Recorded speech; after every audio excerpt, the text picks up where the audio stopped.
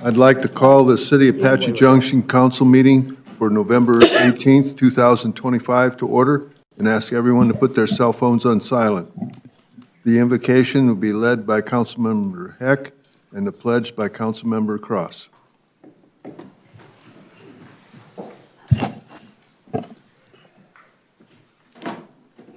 Heavenly Father, we thank you for the privilege and freedom we have of being able to gather together this evening to discuss city business. We ask that you give the staff and council wisdom and clarity in their decision-making. Keep us mindful that we serve the residents of this city. We ask you to watch over the men and women who serve in our military the world over. Keep them safe in these troubling and turbulent times. We ask also for your blessing on our first responders, including our police and fire departments, our EMS personnel, along with our park rangers. Please keep these brave men and women safe in their duties to protect and care for the residents of this city. Thank you for the honor and privilege we have to serve the residents of this great city. These things we ask in your name. Amen. Amen. I pledge allegiance to the flag of the United States of America and to the republic for which it stands, one nation under God, indivisible, with liberty and justice for all. Roll call. Mayor Wilson, Here. Vice Mayor Schroeder, Present. Councilmember Cross, Here. Councilmember Heck, Here. Councilmember Johnson, Here. Councilmember Nesser, Present. Councilmember Seller. Here. You have a quorum, Your Honor. Thank you. Consent agenda. As a reminder, all items on the consent agenda will be approved with one motion. If a council member wishes to remove an item for further discussion, the request will be made prior to approving the consent agenda and be moved to new business. Do I have a motion? Mayor, Yes. I move that the consent agenda be accepted as presented. Second. Moved and seconded. Roll call. Councilmember Heck, Yes.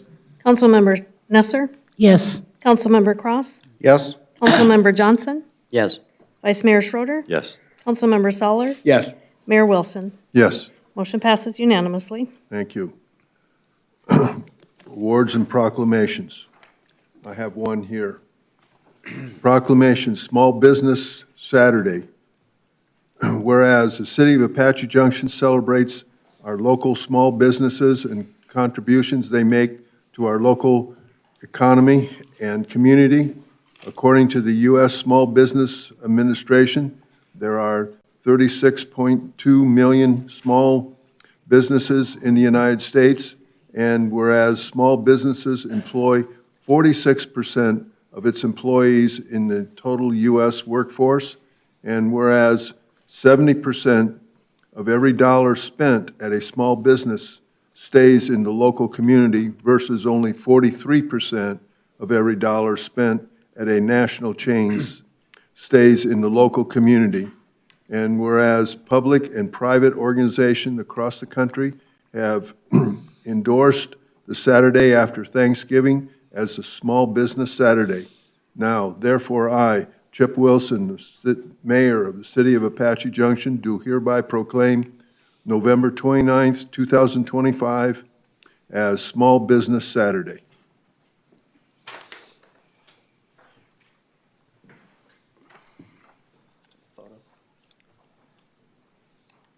I'll come down there.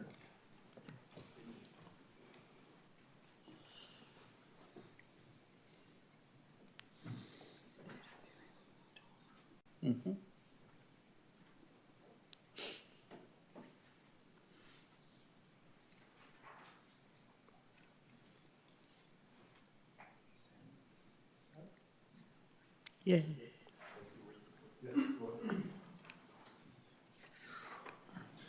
Good evening, Mayor and Council. Thank you again for the proclamation and recognizing the importance of small business.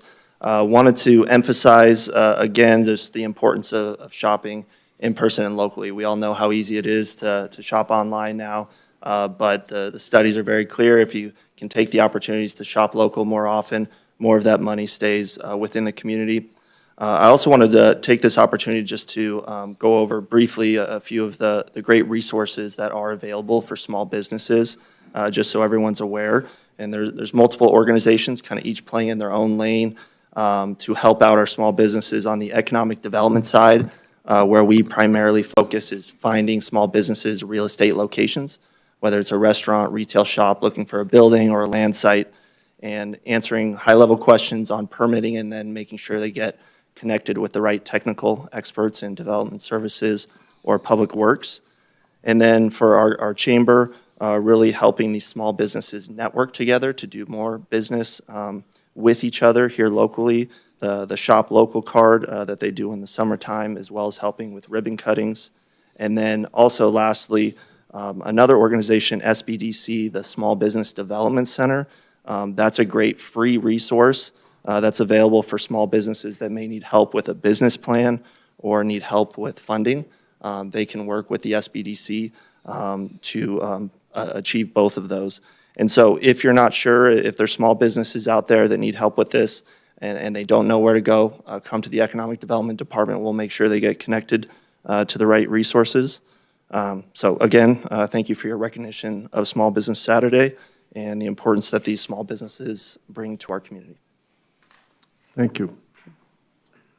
Presentation and discussion with Katrina DeVinny, Pinal County Director from First Things First.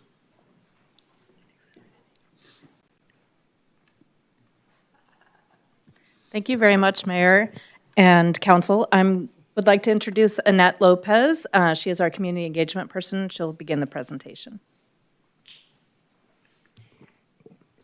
Would I advance up here? Yeah. Okay. All right, so good evening, Mayor Wilson, Vice Mayor Schroeder, and council members.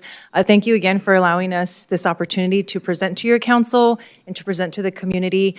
It's all about early childhood and basically the importance of it. I did have a little bird tell me that the City of Apache Junction actually is already a champion of early childhood. So we won't go over the reasons why it is important, but we are going to, as you see on the TV there, we're going to give you the state of childcare that is in Apache Junction. So I don't know if you have heard around, especially the news or even social media channels, childcare is a huge topic right now. I know there's a lot of things going on, and there's a lot of things that we need assistance with. But childcare, early childhood, is one of those very foundational things. So we would love to present to you the state of childcare in Apache Junction itself. So we're just going to start with some data and give you some numbers. So for the Apache Junction gap, as you see here, and these are children birth to age 5. So the total number of children is about hitting a little bit mid-2000s, creeping into the 3,000 areas. The supply of childcare slots is currently right about 1,000. So of course, if you look at the difference, the gap in Apache Junction is 60%. So there is a vast number of children in the city of Apache Junction and families who are going either without.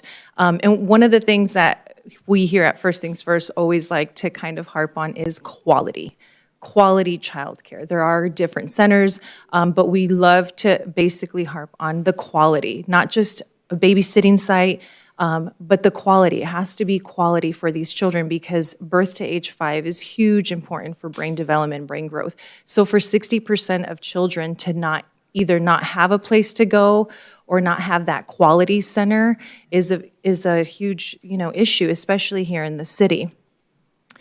One of those issues and barriers is the cost. Now, the cost of childcare is considered affordable if it costs 7% or less of a family's income.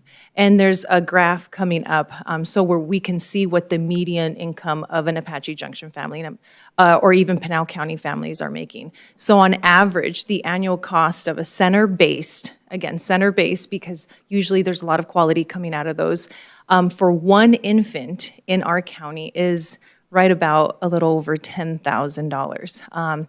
And we've done our research. It actually costs more to send a child to a quality center than 1 year's of in-state tuition. That costs more for a family.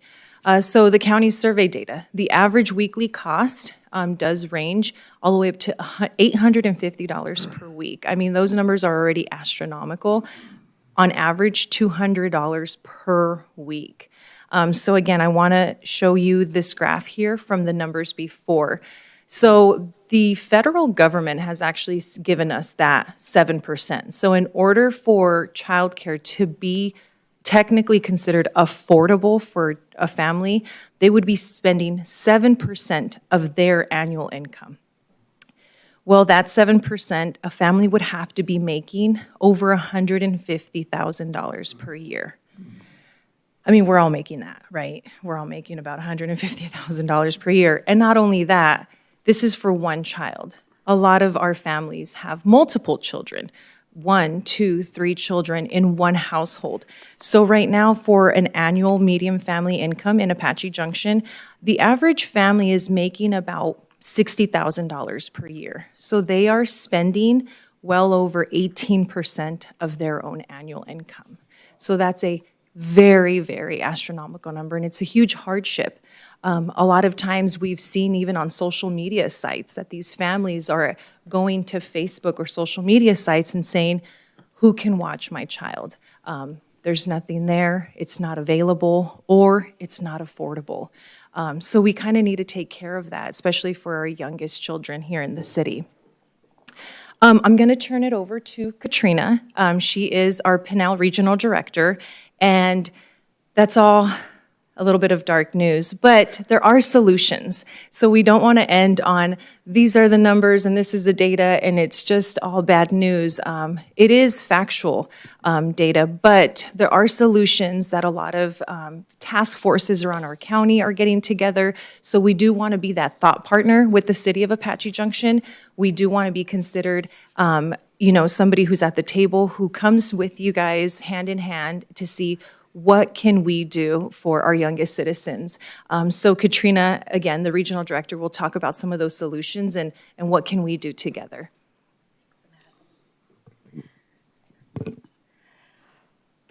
Okay, a little bit more about first things first. This shows you our economic impact. We not only fund a program called Quality First that helps raise the quality of childcare. We also fund scholarships so people have access to that care. But then we also have a full range of family support efforts that we provide.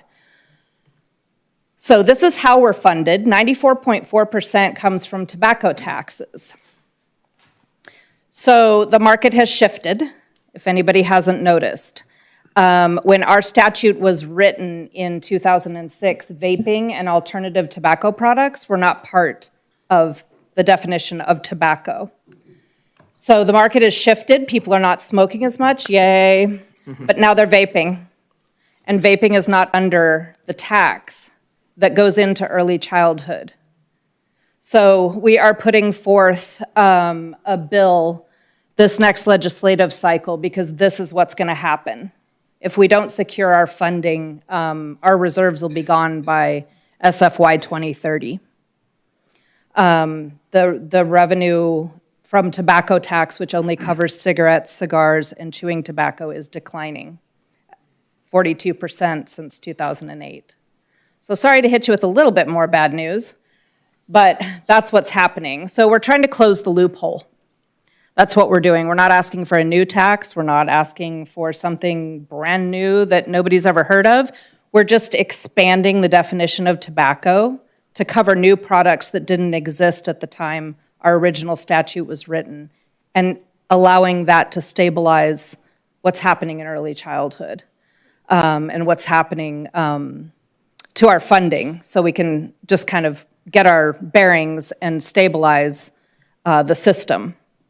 So this gives you a little bit more information up here.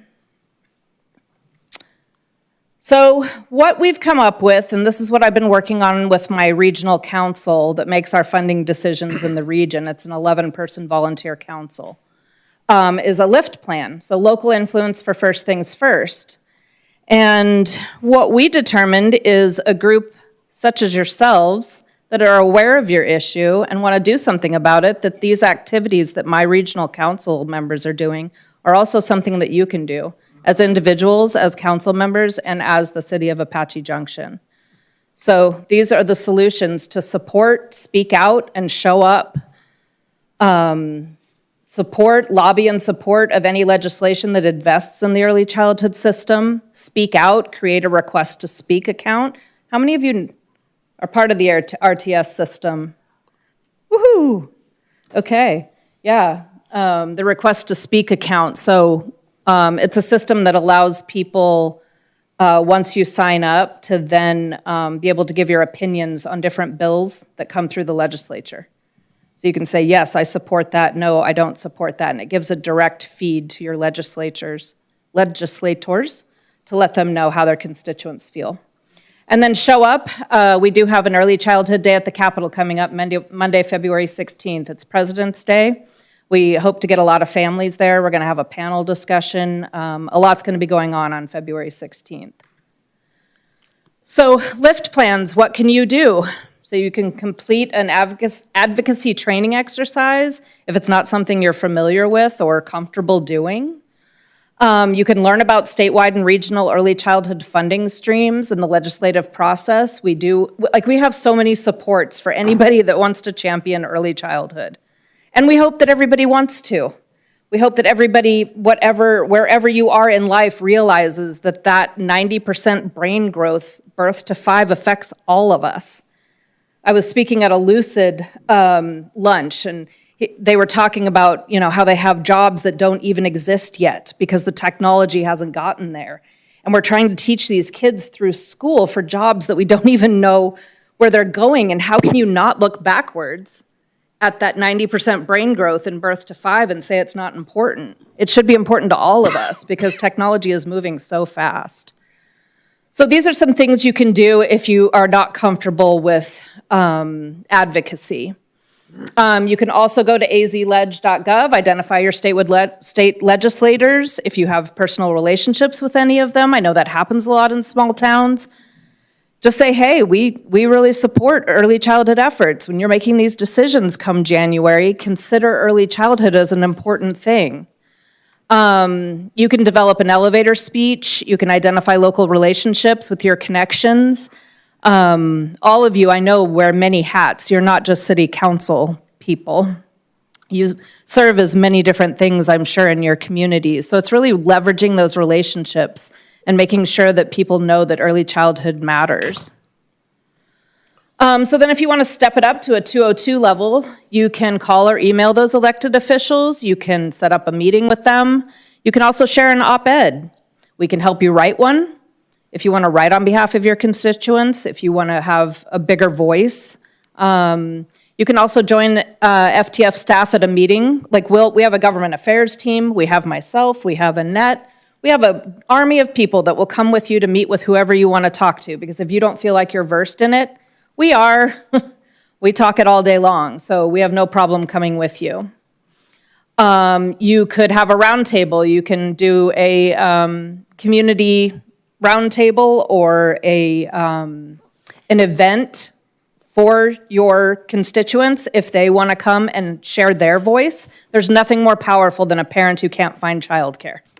Nothing more powerful than that. And if we can capture that parent voice, that's super, super powerful. Actively participate in policymaker site visits. We're doing one with Representative Lopez down in Arizona City on December 8th because we went and talked to him and he said, show me. So we're going to show him.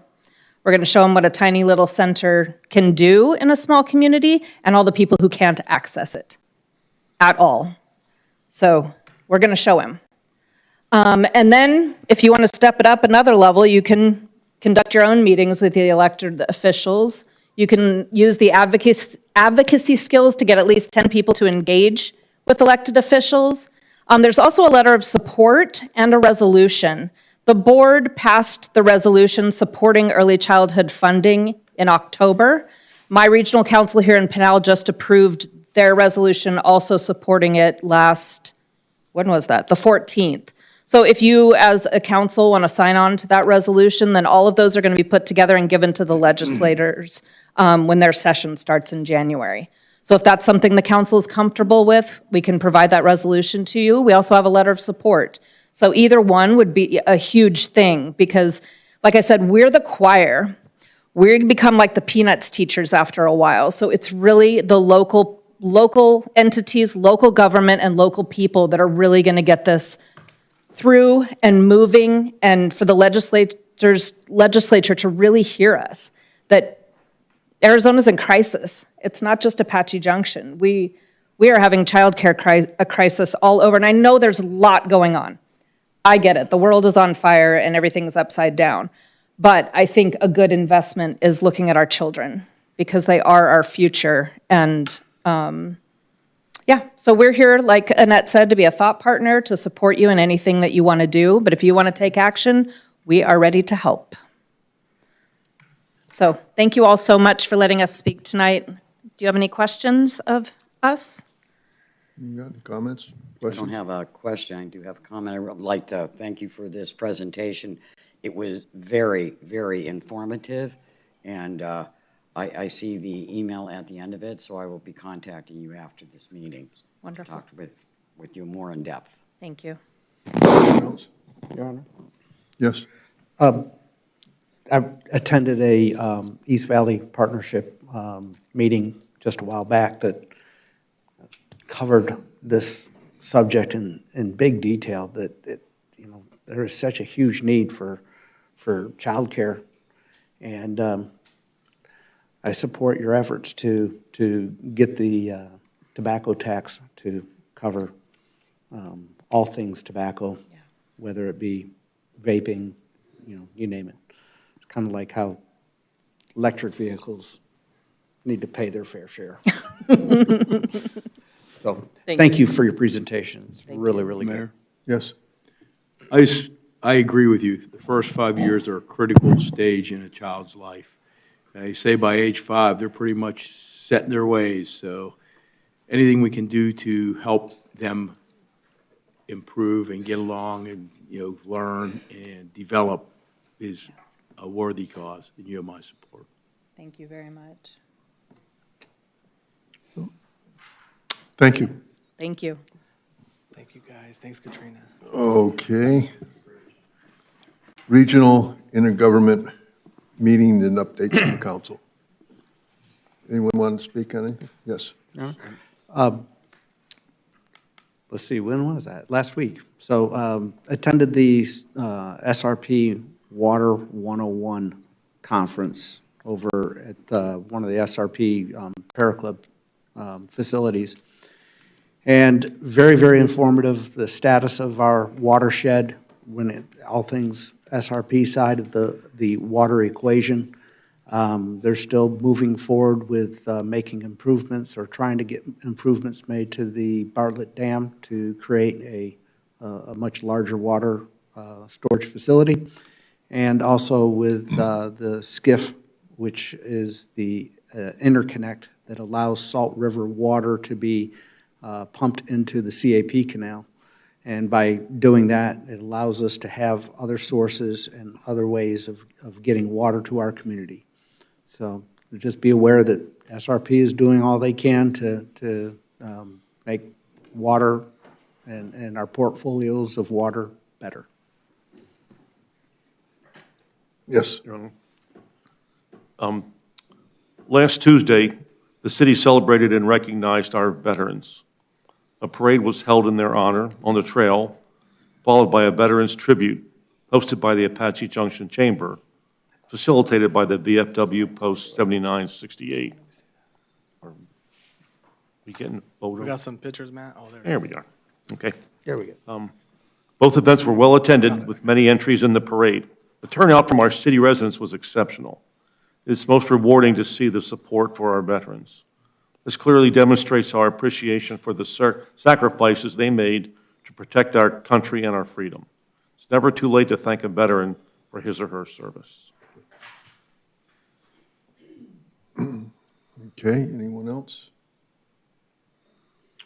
Okay, I'm going to make a couple of comments in the aspect on it. This Saturday, we also had, it was Friday, wasn't it? The Blue Star.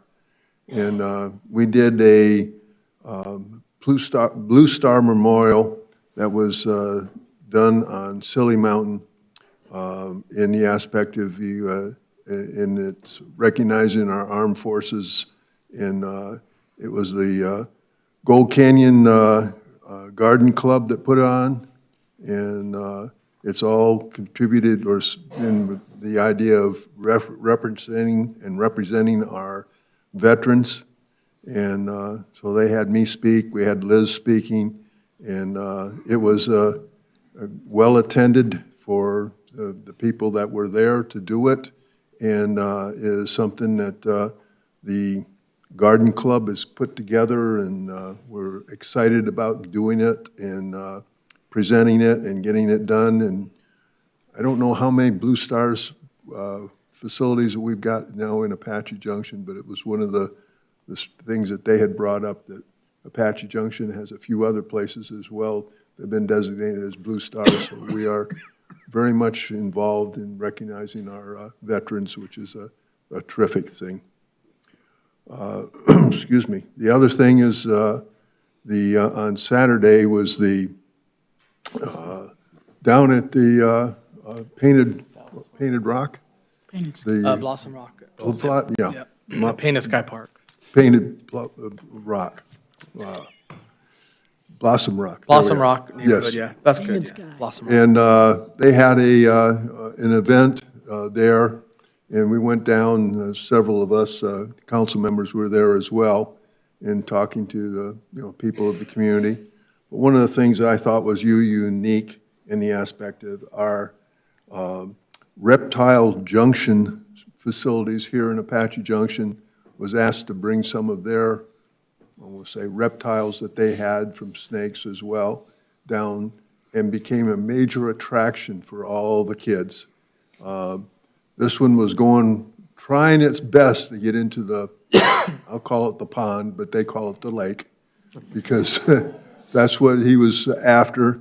And the owner had to keep picking him up and bringing him back to the area, but he kept going. And it was really unique in how the kids really loved it, and be able to touch, well, even touching a snake in the aspect on it, and saying, oh, they got smooth, it's soft. So it was really unique, and the kids just loved it. And it was something that I thought was very outstanding as far as, getting involved, the communities and the people involved. Okay. City Manager's report. Thank you, Your Honor. In my recollection, on the Blue Star memorials, there's about 9 in the state, and we're probably 3 or 1/3 of all of them. So that's my recollection from that day. We also, on Saturday, celebrated our twice a year household hazardous waste event. Record year, over 480 residents and citizens participated. Super big shout out and thank you to Public Works. Saw some kudos out there in public to the organization to it. It's very busy, and so they move really fast, as fast as they can. And we thank Apache Junction Police Department as well in helping us have a great Saturday morning. And we'll keep it going, and we're grateful for your support in helping this event happen. It's free to the community every 6 months.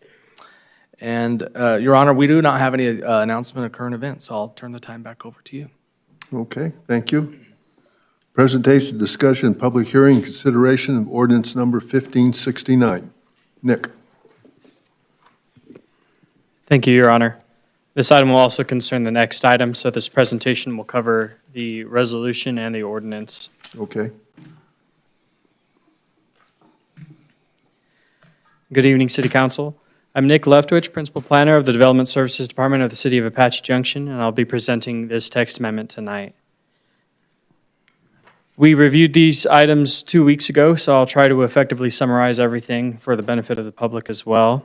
This text amendment being presented is the result of 2 bills that have been passed by the state legislature, one in 2023 and the other earlier this year. The first of which, the 2023 Senate Bill 1103, was passed, and it amended the duties of cities and towns, and it noted that city councils may pass an ordinance to authorize staff approval of site plans, development plans, subdivisions like preliminary plats, final plats, and so forth. At that point, it was only an optional ordinance, but as of this year, with the House Bill 2447, they changed that word may to a shall, so that all city councils and town councils shall pass this ordinance that makes this staff administrative approval a requirement.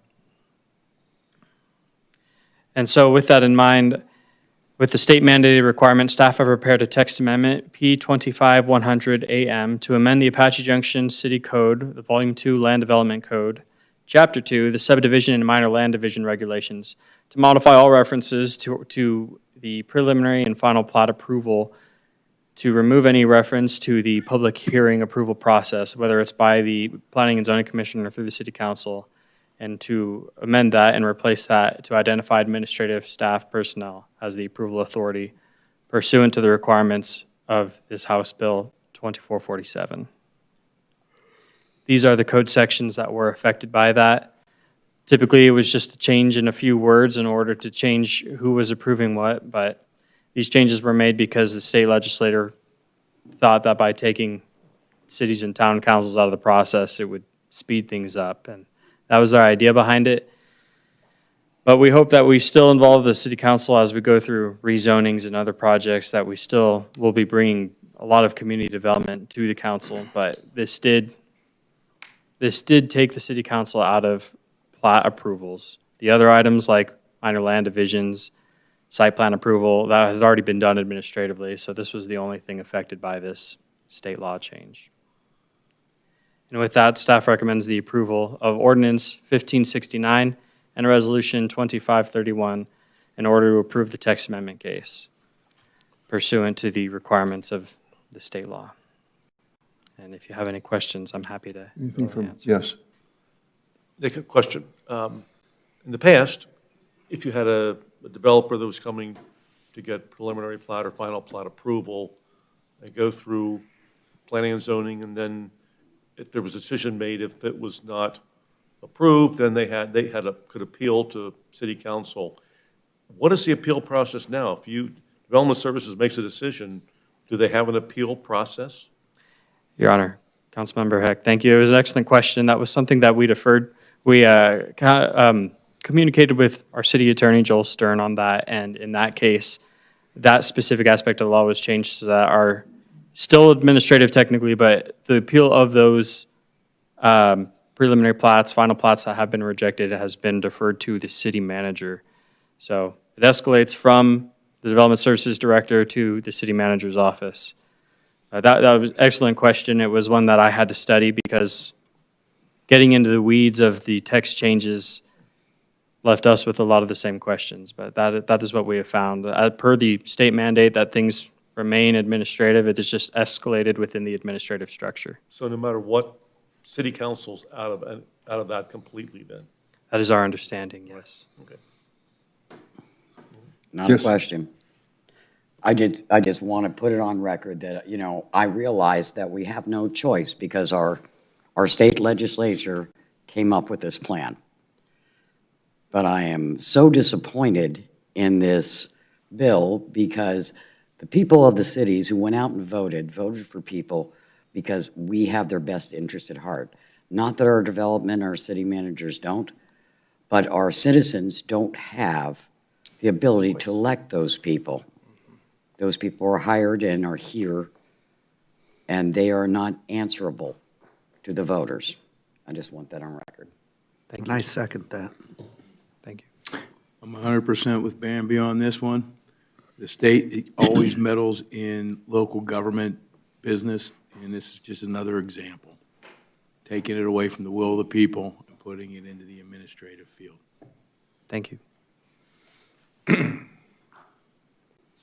I'll make a quick little comment concerning that as well. And the aspect is one of the things that I have been addressing at the state capitol in the aspect over and over again, and have been doing it continually, is to keep telling our legislators that we do the best for what our community wants here in the city, not what is best for a developer. And that's something that we need to keep pushing in the aspect on it. And I encourage the public to push that back onto all our state legislators as well. Okay. Any additional comments? Well, now open to the public hearing. There's a 5-minute with 1-minute warning that you will hear. Please state your name and address for the record. Anyone like to speak on this? And I don't see anybody moving. Okay. So I will now close the hearing and ask for a motion. Your Honor, Yes. I move that ordinance number 1569 be read by title only and the reading of the entire ordinance be waived. Second. Moved and seconded. Roll call. Councilmember Heck, Yes. Councilmember Cross, Yes. Vice Mayor Schroeder, Yes. Councilmember Nesser, Yes. Councilmember Johnson, Yes. Councilmember Soller, Yes. Mayor Wilson. Yes. Motion passes unanimously.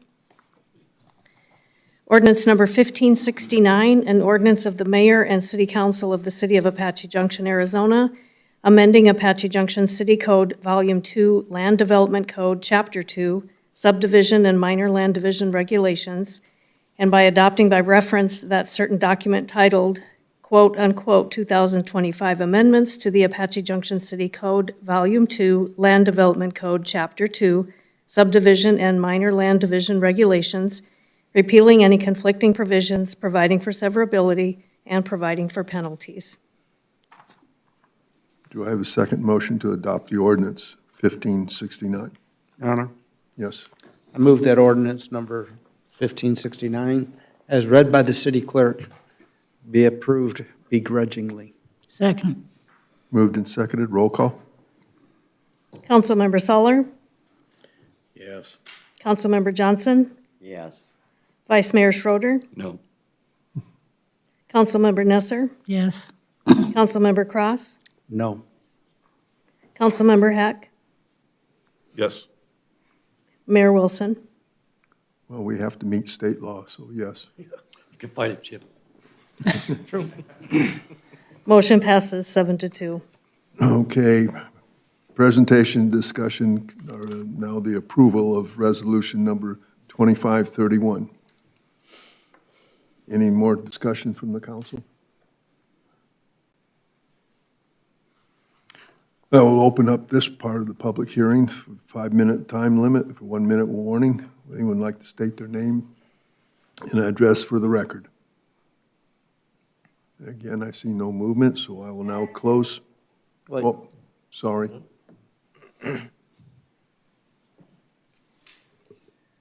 Donna Carr, Apache Junction resident. The legislation, and I don't know if the city council, but the developers actually know what they're doing when they make certain moves, is one of the things I learned a couple weeks ago going to a meeting is that if you purchase property out here and you lease it, whether it's condos, which is pretty much what Ironwood and Superstition is planning on doing, is leasing, and they were supposed to be selling. Any of them that, if the developer or the landowner is not paying for the water bill, and the leasee is paying the water bill, it is not accounted for if the developer's not, or the homeowner's not paying for the water use. It's not accounted for it will be accounted for in the 100-year water use, but if the leasee is paying the water bill, then it is not accountable on that 100 years of water usage that we have.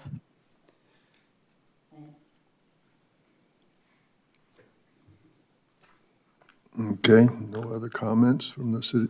I will now call public, I will now close the public hearing and ask for a motion. Do I have a motion? Your Honor, Yes. I move that resolution number 25-31 of case P-25-100-AM, a resolution of the mayor and city council of the City of Apache Junction, Arizona, declaring as a public record that certain document filed with the city clerk entitled 2025 Amendments to the Apache Junction City Code, Volume 2, Land Development Code, Chapter 2, Subdivision and Minor Land Division Regulations be approved. Have a second?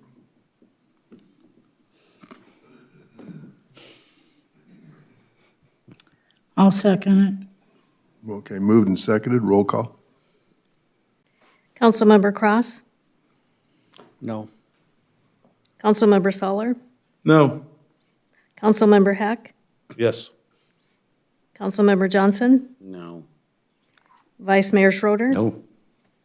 Councilmember Nesser, Yes. Mayor Wilson. Well, it's going to go to defeat. No. Motion fails 5-2. So now what do we have to do?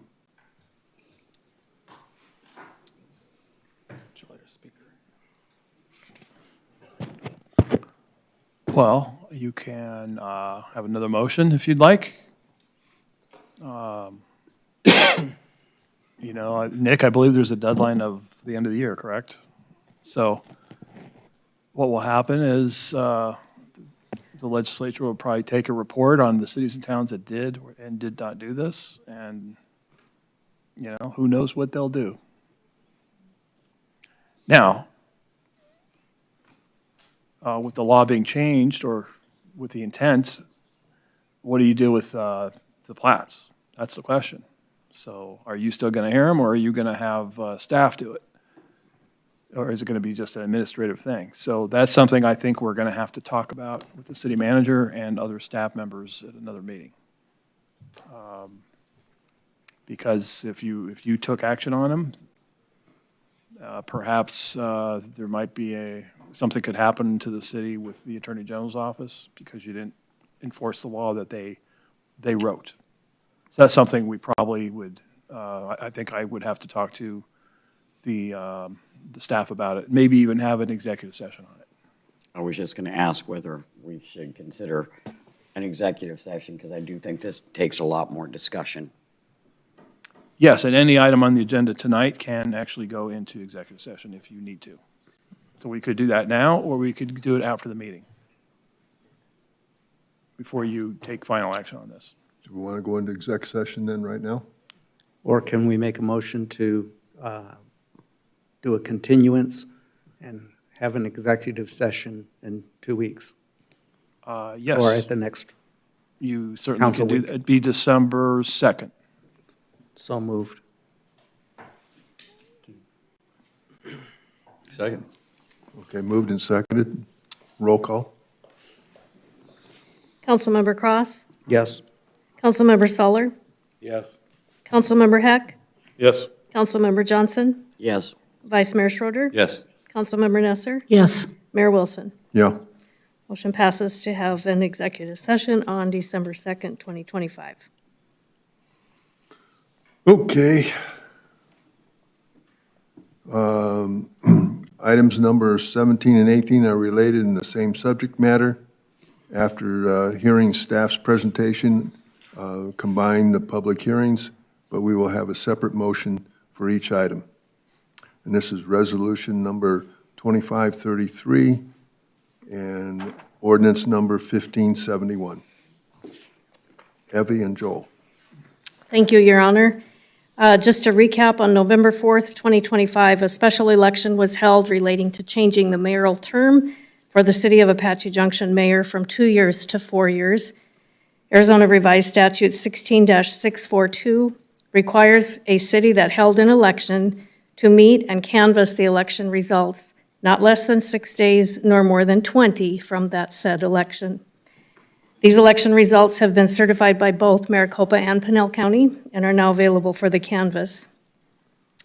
The votes cast for Proposition 493 for changing the mayoral term of office from 2 years to 4 years passed overwhelmingly, with 3,645 for the proposition and 2,586 against. So this evening, you are approving the results of this election by resolution number 25-33. Mr. Mayor, Council? Yes. Well, first of all, this has been a real exciting thing. This was a mail-in ballot, first time in history of AJ. that as long as I've been here, that we've had mail-in only ballots. Now, not too many people voted, but still, Proposition 493 passed overwhelmingly. You directed this back in February, that the staff would bring forth the ability for this to go on the ballot. So on March 4th, we did that very quickly, and we brought you resolution number 25-03, which called for and ordered the special election. Now, what Evie's not telling you, and she's always bashful, I don't know why, but she did a lot of work on this, an incredible amount of work. And yes, I helped her through it a little bit, but she did the work. We did have some outside counsel just to make sure we got everything perfect on some of the language. But there were 2 different counties involved, 2 different county staffs involved. That is very difficult to deal with. A lot of those people are new in their role as county officials, especially Pinal County. The mail-in ballots, you had to have a publicity pamphlet. That's this thing. This had to be done in Spanish and in English. We had to get that perfect. There were election deadlines all throughout the whole period from March on, all the way through. And we had to be careful with the election schedule. So there were a lot of obstacles, especially in the time period that we did it. So I want to commend Evie publicly. This was done very, very well and very, very efficiently. So what you have before you actually changes the law. So if you go to page 2 of Ordinance 1571, this has the actual language that says the mayoral term will change from 2 to 4 years. There's also some clerical thing in item number C, but basically that's what this ordinance does. And this will be good after you vote on it within 30 days. And so this will apply to the upcoming election next year. Any questions? No, but I was extremely impressed. I know that when we brought this to you earlier this year, this was a big ask because it was a tight timeline. And we are all very appreciative of all the hard work by the individuals, not just in this room, but outside of this room, who helped get this done. So thank you all. Thank you, Evan. Thank you. Anyone else? I also want to say thank you to the voting public as well for understanding what the advantages of this is for our city, any aspect on it. And again, I'm going to state does not affect me at all. I am not involved in this change, so it doesn't give me 2 more years or anything. It's the next mayor that runs that's going to receive it. Mayor, I do want to thank you, though. Our mayor, if no one knows, he was out putting up signs in support of this resolution, and him and his wife were out putting the signs up. I helped a little bit, so did a couple other council members, but the mayor did the brunt of the work, him and his wife, and I want to thank them for that. So thank you. Okay. Let's see. Any additional discussion from the council? I will now open the public hearing. There's a 5-minute time limit. With a minute warning you will hear. Please state your name and address for the record. Anyone want to speak on these issues? I don't see any movement, so I'll now close, and I'll ask for a motion for item number 17, Resolution 2533. Mayor? Yes. I move that resolution number 25-33, a resolution of the mayor and city council of the City of Apache Junction, Pinal and Maricopa Counties, Arizona, declaring the adopting the results of the special election relating to Proposition 493 held on November 4th, 2025, changing the mayoral term of office from 2 years to 4 years be approved. Second. Moved and seconded. Roll call. Vice Mayor Schroeder, Yes. Councilmember Nesser, Yes. Councilmember Heck, Yes. Councilmember Soller, Yes. Councilmember Johnson, Yes. Councilmember Cross, Yes. Mayor Wilson. Yes. Motion passes unanimously. Do I have a motion for number 18, ordinance number 1571? Your Honor, Yes. I move that ordinance number 1571 be read by title only and the reading of the entire ordinance be waived. Second. Moved and seconded. Roll call. Councilmember Heck, Yes. Councilmember Cross, Yes.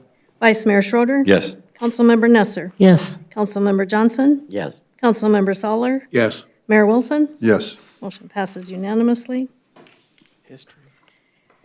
Ordinance number 1571, an ordinance of the mayor and city council of the City of Apache Junction, Arizona, amending Apache Junction City Code, Volume 1, Chapter 2, Mayor, City Council, and Appointed Boards and Commissions, Article 2-1, Council, by repealing and replacing in its entirety Section 2-1-1, Elected Officers, in order to change the mayoral term of office from 2 to 4 years pursuant to voter approval on November 4th, 2025 of Proposition 493, repealing any conflicting provisions and providing for severability.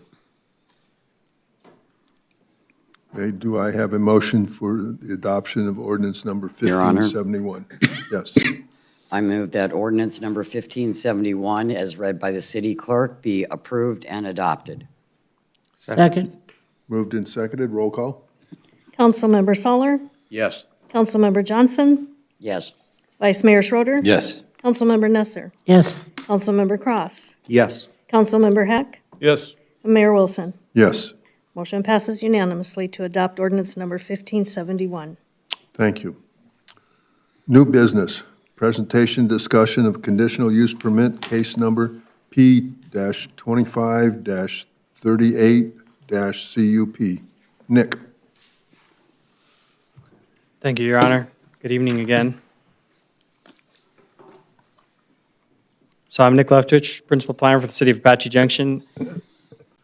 And tonight, I stand on the shoulders of a lot of the work that has already been done by the City Council and working with the Roers Company in order to make sure that this is something that is presentable to the city, but also with the other planners that have done a lot of work extensively with the City Council, such as Kelsey Shadnick, who had worked with you on this, but has now left the city for her family at home. So I'm happy here, though, to be able to present this to you tonight. This is a project the Roers Company is asking for a conditional use permit for the approval of a 300-unit, 3-story multifamily residential development that will utilize the Low-Income Housing Tax Credit Program, LIHTC. It is located here on Idaho and the crossroads. Even though there isn't a through street right here is Scenic, just north of Junction as well. The property is zoned City Center, which is B3, which is part of the downtown core, and adjacent to it are other B3 City Center properties, as well as the RM2PD multifamily residential by Planned Development, and the RSGR single-family residential. It is part of the downtown mixed-use core as designated by the general plan, and because of that, it is not required to have a general plan amendment, as this is a use that is encouraged by the downtown mixed-use designation. Depicted here is the site and landscape plan. As one of the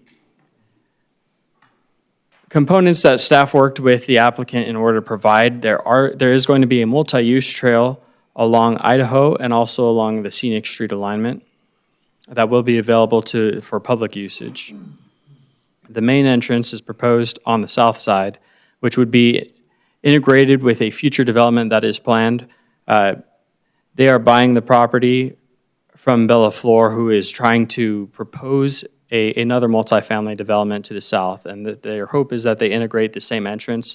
As Idaho is ADOT right-of-way, they try to limit the amount of access onto Idaho, and so they hope to integrate a master main entrance at a later date, but this is what is being proposed at this time, with the entrance along the south into the clubhouse and the amenity center.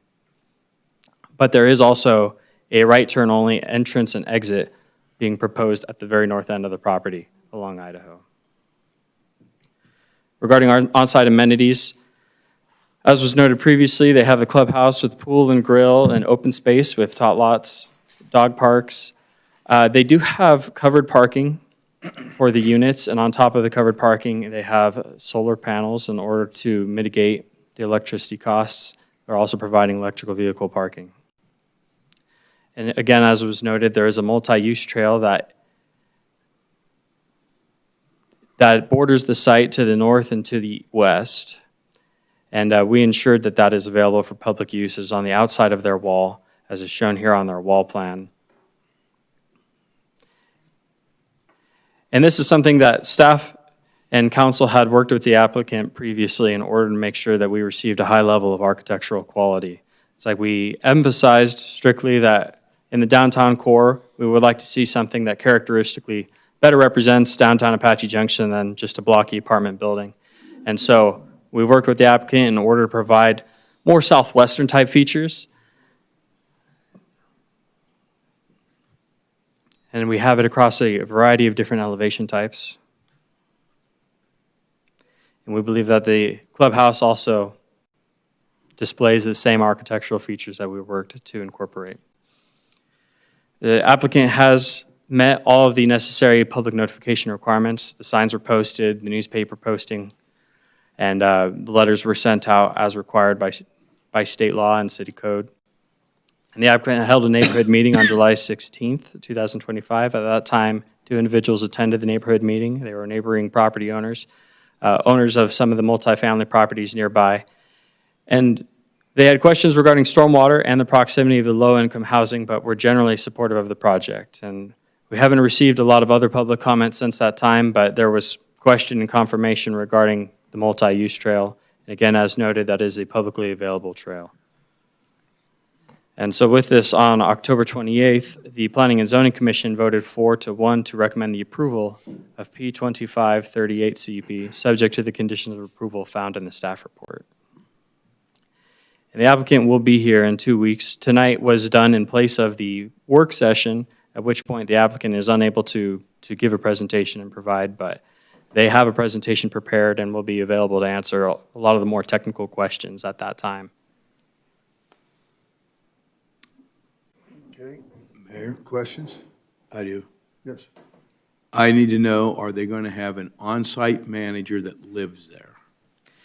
They indicated in the Planning and Zoning Commission hearing that their property manager won't necessarily live there. They said they hire locally and that they have local management groups, but they did note that they don't necessarily require them to live there, and that wouldn't necessarily be the case. I would like to see somebody live there that Yes, manages it. And I'll defer to them to better be able to answer to that. The other question is, they need to be crime-free multi-housing. They need to have that in their CUP and make a report yearly to the chief of police on any complaints that come into the police department, how they address them. Thank you. That has been incorporated as a condition of approval. Okay. Anyone else? Yes. I'm like Ryan down there. I saw that it was a condition about the crime, but I am really concerned that it is not a condition that the manager live on site. One of the most damaging things when they have a low income one of these is if you do not have somebody there 24/7 that's vested in that plan to keep it on track, clean, and kept in the same way that it was built and not have it deteriorate. So I am very concerned that they may or may not, because if it's on your outside doorstep, you're paying attention.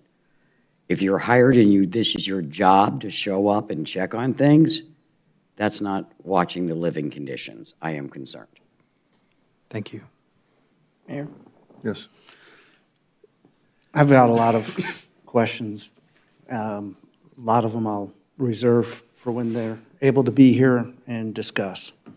But one of the things that pops out to me is staff's recommendation for approval on this. And I'll read it word for word. While staff supports the proposed use of the property for multifamily residential development, the policy decision regarding the appropriateness of a LIHTC project at this location is respectfully deferred to the mayor and city council. That doesn't sound like an overwhelming, warm and fuzzy support from staff. It sounds like you're putting it in our laps to make the decisions for you, where, you know, this, I've never seen that kind of language before. So, I mean, if you guys don't want this here, say you don't want it here. Thank you. If I may clarify. At this point in time, there's a lot of people that really do not want this here. Is there a more appropriate location for this type of housing, somewhere closer to the freeway, like maybe right across the street from a high school? So, anyways. Thank you. Thank you. Good point. Councilmember Cross, Sidney Rice, Deputy Director for Development Services. The reason why we wrote that condition the way we wrote it, it's not that we're not supportive, but we recognize that LIHTC is a policy decision, and so we wanted to leave it up to the city council. But we are supportive of the project. Let me ask you a question. Are you supportive of a live-in manager? Councilmember Solar, that's difficult for me to say. I'm not in charge of their operation, so I'd like to defer that question to the applicant. Well, let them know that we have concerns. That Absolutely, we will. That's probably going to be a no for me if they don't.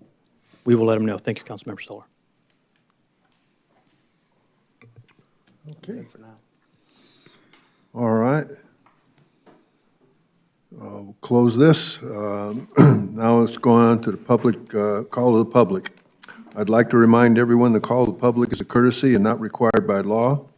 It's a time for the public to express requests, communication, comments, and suggestions.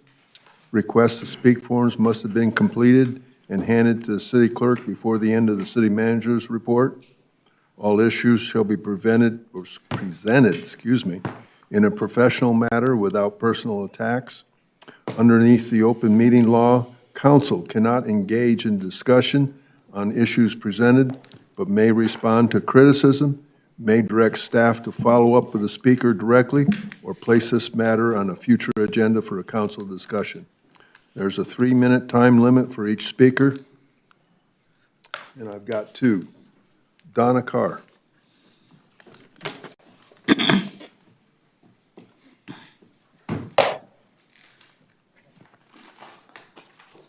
Donna Carr, Apache Junction resident. I'm not sure if I said it right when I said it the first time, and that is if the property owner pays the water bill, then it is accounted for in the 100-year worth of water usage that we have. If the leasee is paying the water bill, I mean, it's not accountable. All right, I'm doing good. It's accountable if the property owner pays the water bill. But if it's the leasee that's paying the water bill, then it's not accountable on the 100 years worth of water usage. And I think that you guys need to stick to your guns. What's the worst thing that the legislation can do to you guys? Fire all of you? I mean, you were voted into office, you weren't hired for the position. So, I mean, stick up for the people and what you think is right and what the people want. After all, they're the ones that voted you into office. Thanks for your time. Okay. Jim Batten. Mr. Mayor, Mr. City Attorney, Mr. City Manager, members of the council, and Chief Michael Pooley, who's Mary, I give a 14 on a 10 scale for customer service over the last 2 years, but I've spent so much time with her trying to meet with Michael Pooley that I'm going to claim her on my taxes. I am Jim Bannon. I was a Pinal County and Gold Canyon resident at the time of this incident. And I met with Joel Stern, I want to compliment him. He started out as an adversary. I think he's become an advocate. But I'm looking at the date of this motion that was rejected by a new judge. And by the way, this Judge Lasota was, wow, he was phenomenal. And I have not had the privilege of meeting Judge McDermott. But there's typos in here, there's errors. Whenever an attorney or a judge uses the word assuming, we all know what assume means. And I was expecting to pick up my $1,000 bail check today, and this thing is dated 11/3, so obviously the other correspondence has not been regarded. And you paid a criminal. You paid a criminal because nobody picked up a telephone. And your records are incorrect. It was not paid by credit card, it was paid by a bounced check taken out of my glove compartment, and my professional banker in Gold Canyon at Chase Bank is embarrassed that they passed the rubber check. But I have grounds to sue Pinal County Sheriff's Department over this issue. I will not, because I want to make Ross Teeple a client, actually, just like I'm starting new with Michael Pooley today, and I compliment his office. I want my $1,000 back that Judge Lasorda indicated. The fact that you were incompetent, didn't pick up a telephone, are working on wrong information, there was no credit card involved. I want to make this story go away. Now, I am in conversation on other issues with Pierce Coleman, which puts me in kind of a conflict situation. I told Mr. Stern, I will sue you. I would like you to put other eyes on this. Let's make this go away. Write me a $1,000 check, and this nightmare is over. Thank you.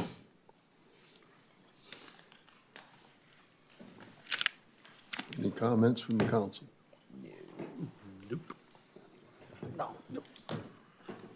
All right, I'm going to comment that the aspect will refer to you. Keep us informed, please. All right. I will adjourn this meeting. Thank you.